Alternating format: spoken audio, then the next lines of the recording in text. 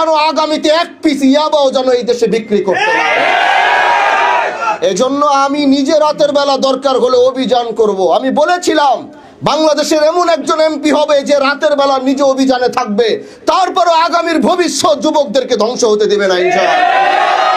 সরকার আমাকে 1,77,000 টাকা বেতন দেয়। এই 1,77,000 টাকা বেতন, এই বেতন আমি চিন্তা করেছি এই বেতনের টাকা আমার খাওয়ার দরকার নাই। যারা আমাকে মাদক ব্যবসায়ী ধরিয়ে দিবে তাদেরকে এখান থেকে আমি তাদেরকে নগদ অর্থ দিতে থাকবো। কিন্তু দুঃখের বিষয় হলো আজকে যখন ইউনো অফিসে বসে আমি কথা বলছি, গতকালকে রাতে আমার কাছে রিপোর্ট আসলো এই এলাকার মানুষ কষ্ট করে ওই সবচেয়ে বড় মাদক ব্যবসায়ী মনিকাকে ধরিয়ে দিয়েছিল। মনিকাকে ধরিয়ে দেওয়ার পর মনিকা 3 দিনের মাথায় আবার চলে আসছে, তাই না? এই জন্য আমরা বলতে চাই, আমরা কষ্ট করে এই কথাটি আমি বাংলাদেশ জাতীয় সংসদে বলেছি, আপনারা শুনেছিলেন যে আমরা তাদেরকে কষ্ট করে ধরিয়ে দেই আর 3 দিন 4 দিন পরে জামিন নিয়ে তারা আবার এলাকায় আসে। কিন্তু আমি বলবো এই মনিকার উপরে এই এলাকার প্রতিটা মানুষ, এরকম যত মনিকা আছে আর মনিকার যত ভাই ব্রাদাররা আছে প্রত্যেকের উপরে নজর রাখবেন, কেউ যেন আগামীতে এক পিস ইয়াবাও যেন এই দেশে বিক্রি করতে না পারে। এজন্য আমি নিজে রাতের বেলা দরকার হলে অভিযান করব। আমি বলেছিলাম বাংলাদেশের এমন একজন এমপি হবে যে রাতের বেলা নিজে অভিযানে থাকবে, তারপরে আগামীর ভবিষ্যৎ যুবকদেরকে ধ্বংস হতে দেবে না ইনশাআল্লাহ। এজন্য আমি আজকে ইউনূস সাহেবের সাথে কথা বলেছি।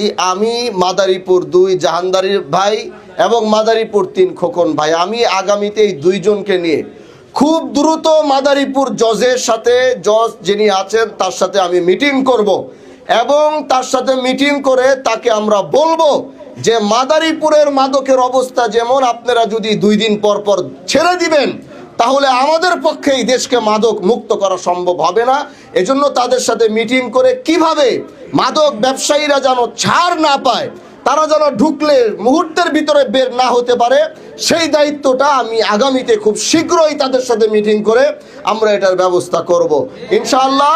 আপনারা এরকম প্রতিবাদী হয়ে উঠবেন যেখানে অন্যায়, আমি বলেছি আমি হানজালার অন্যায় দেখলে সাথে সাথে দাঁড়িয়ে প্রতিবাদ করবেন, আমার যদি কোনো ভুল হবে প্রতিবাদ করবেন। আমি অন্তত এই শিবচরের মানুষের সেই বাক স্বাধীনতা ফেরত দিতে চাই, যেখানে শিবচরের মানুষ অন্যায় দেখবে শিবচরের মানুষ গর্জে ওঠে সেখানে প্রতিবাদ করবে। পারবেন তো ইনশাআল্লাহ? এজন্য আমরা এসেছি এই দেশের মানুষকে শান্তিতে রাখার জন্যে, আমরা এসেছি চোর ডাকাতের হাত থেকে দেশকে হেফাজত করার জন্য, আমরা এসেছি এই দেশের মানুষকে রাত্রে বেলা টেনশন মুক্তভাবে যে ঘুমাতে পারে, ছিনতাই চুরি ডাকাতি এই সব কিছুর একটি ব্যবস্থা যেন আমরা করতে পারি, এই দেশের মানুষ যেন ভালোভাবে থাকতে পারে, গোটা বাংলাদেশের একটি রোল মডেল যেন শিবচর হতে পারে, সেই চিন্তা, সেই চেতনা, সেই ফিকির নিয়ে আমি চলছি। আমার জন্য খাস করে দোয়া করবেন, সব সময় যেন আপনাদের সাথে, আপনাদের পাশে কাঁধে কাঁধ মিলিয়ে চলতে পারি, আপনাদের সাথে হাঁটতে পারি, সাথে চলতে পারি। শিবচরের মানুষকে যেন এমপিকে খোঁজার জন্য যেন যেতে না হয়, শিবচরের মানুষ যেন যখন তার এমপিকে দরকার তখনই যেন সে পাশে পায়, এরকম একজন এমপি হিসাবে যেন আল্লাহ আমাকে কবুল করে। হায়াতে বেঁচে থাকলে আবার দেখা হবে, আবার কথা হবে, সেই পর্যন্ত সবাই ভালো থাকবেন।